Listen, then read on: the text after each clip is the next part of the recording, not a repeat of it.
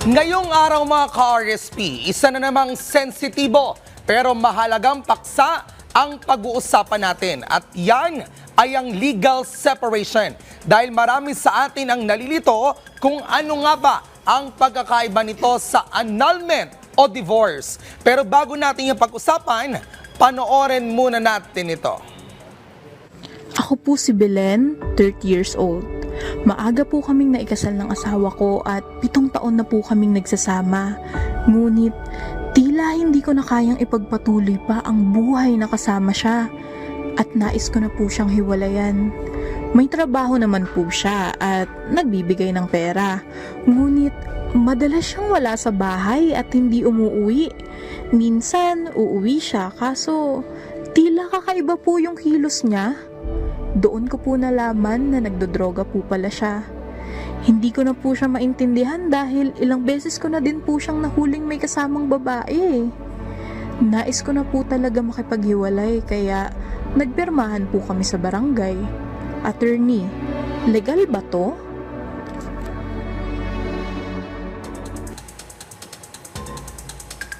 Attorney ha? Maraming Pilipino ang umaharap sa ganitong sitwasyon pero hindi nila alam kung ano ang tama sa mata ng batas. Kaya ngayong araw, lilinawin natin ang mga issue tungkol sa legal separation, kung kailan ito pwedeng isampa, ano ang proseso, at ano ang mga karapatan ng bawat isa pagkatapos nito. Okay, attorney, ano ba ang definition ng legal separation at paano siya naiiba doon sa annulment? Or pasok na rin natin pati yung divorce. Okay, so bago tayo pumunta dyan, nais ko lang i-address yung video kanina. Okay. So kanina parang mayroong legal separation pero yung mag-asawa pumunta sa barangay at sa barangay nagpirmahan sila na sinasabi na hindi na sila kasal o hiwalay na. Pwede ba yon? Normally, ito yung iniisip ng mga tao pag pupunta ka sa probinsya, pagka nagkakaroon ng problema mag-asawa, punta tayo sa barangay, magpirmahan tayo doon. Ang tanong, legal ba yon o valid? Valid na ba yung attorney? Yung pirmahan na yun, hindi valid. Hindi pa. Kasi ang legal separation is a court-approved Yun. separation between the husband and wife. Nako, kaya baka mamaya pag kayo ay akala niyo naghibag-hiwalay na kayo dahil nasa barangay, hindi pa po yan. Kailangan dumaan sa korte. Okay. Legal separation and Yung annulment tanong and mo, divorce. anong difference ng legal separation, nullity of marriage, at saka divorce? Okay. So nullity of marriage, of course, walang bisa yung kasal. Okay. The same is true with divorce. Pero sa legal separation, yung kasal, hindi siya nadi-dissolve. Okay? Basically, legal separation, bed and board separation. Magkahiwalay na kayo ng bahay, magkahiwalay na kayo ng kwarto, hindi na kayo Okay. nagsasama. Pero, yung marriage still valid and subsisting. So paano yun? Ang difference sa annulment na wala na yung pinawalang bisa yung kasal, illegal separation, parang hawak mo pa rin yung asawa mo. Tama. Ay, attorney, sino ang pwede mag-file ng petition para sa legal separation? Kailan ito pwedeng isampa? Anong grounds? Ang pwede mag-file, of course, is yung aggrieved party or yung innocent spouse. Okay. At pwede itong i-file within 5 years from the time nangyari yung cause for legal separation. So anong grounds naman? Hindi na ba nag-usap? Okay, so madaming grounds pero exclusive lang to sa Article 55 of the Family Code. Kasama dito, repeated physical violence. Okay. Andyan din yung drug addiction. Kapag repeated physical violence, dapat may report sa barangay na ikaw ay sinaktan. Di ba? Dapat may Meron proof kang yun. ebidensya, of Okay. course, na you are being violated physically. Okay, aside from that? Drug addiction. Okay. Okay. Habitual alcoholism. Lagi kang lasing. Okay. Infidelity. Ayun. Sexual perversion. Ito yung ilan sa mga grounds for legal separation. Kailan papasok yung infidelity? Like, hindi na ba kayo nag-usap? Dapat ba may nahuling ka-text ka lang ba? O dapat meron na nangyaring penetration? I don't know if I have to say, kailangan ko sabihin niya, pero go ahead, Of attorney. course, dapat may ebidensya ka na yung asawa mo meron ng ibang kinakasama. O, of Okay. course, basically nag-cheat sa'yo. Pero yung syempre, isang pagkakataon, hindi naman yun sapat na. Okay? So there should be able to establish sexual infidelity or perversion. Attorney, hindi Sexual nag-usap ng perversion. 5 years. Hindi kayo nag-abandonment. Okay? Ayun. That is abandonment.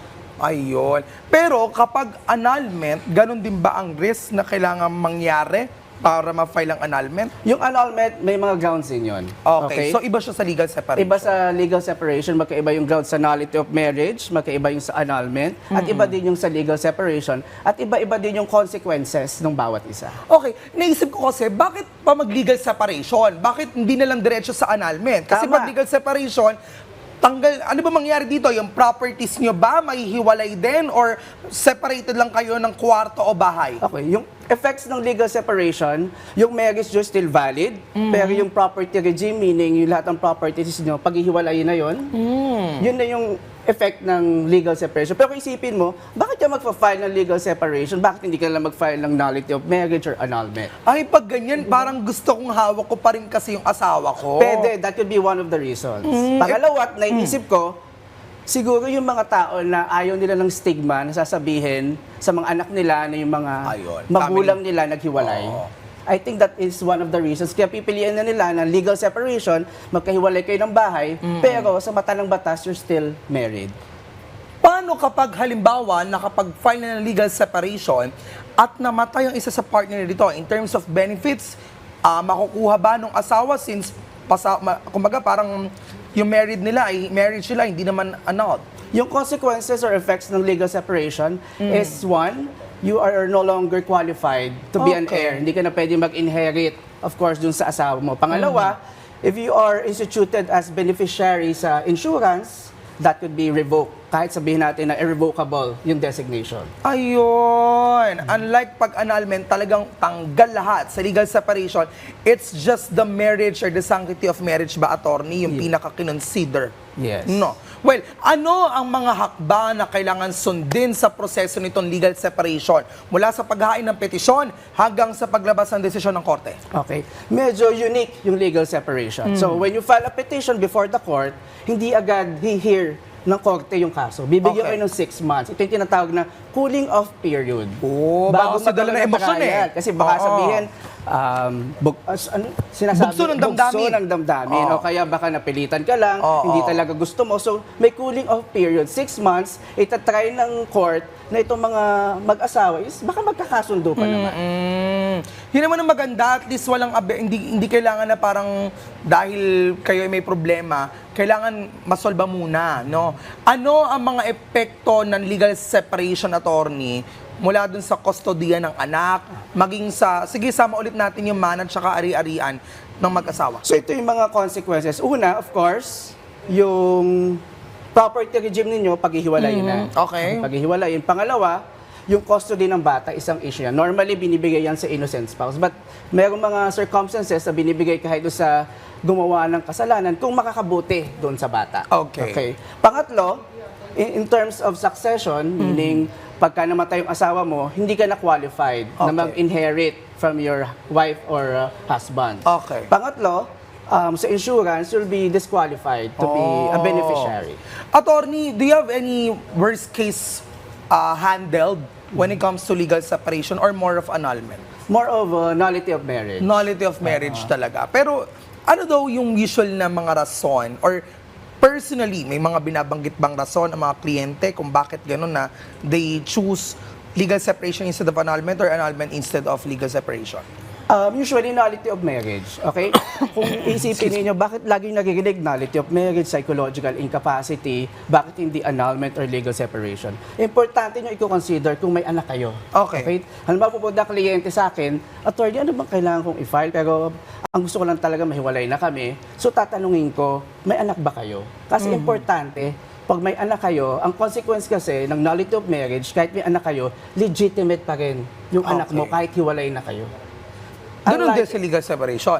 Unlike in annulment and Okay. legal separation. Ayun. Siguro mensahe nila mga attorney in case doon sa mga gustong magkaroon ng legal separation o sana wag naman. Mensahe siguro sa lahat ng mga ikakasal, do not marry in haste. Okay. So, ibig sabihin, huwag tayo magmamadali, pag-isipan natin na yung kung asawa natin ay talagang kaya natin na panindigan habang buhay. Kasi bukod sa mahirap mag-pa-annulment, nullify ng marriage o mag-file ng legal separation, mahal din Ayun. Mahal din. At saka syempre, mahirap na matali ka sa isang sitwasyon na hindi ka masaya. Ikaw ba, natali ka ba, attorney, sa maling sitwasyon? Hindi pa naman. Legal ba yung tanong mo, Prof. Fifi? Anyway, maraming salamat po, Atty. Ruel Ilagan, sa pagbibigay linaw sa napakahalagang usapin na ito. At para sa ating mga manonood, kung dumadaan man kayo sa ganitong sitwasyon, huwag po kayo mag-atubiling kumonsulta sa isang abogado para tulungan kayo. Pwede kayo mag-message siya sa aming social media accounts para sa inyong mga legal questions. Tandaan, ang legal separation ay may mga legal na epekto, kaya mahalagang alamin ang inyong mga karapatan. Dahil sa dulo ng lahat, ang tanong dapat ay, legal ba?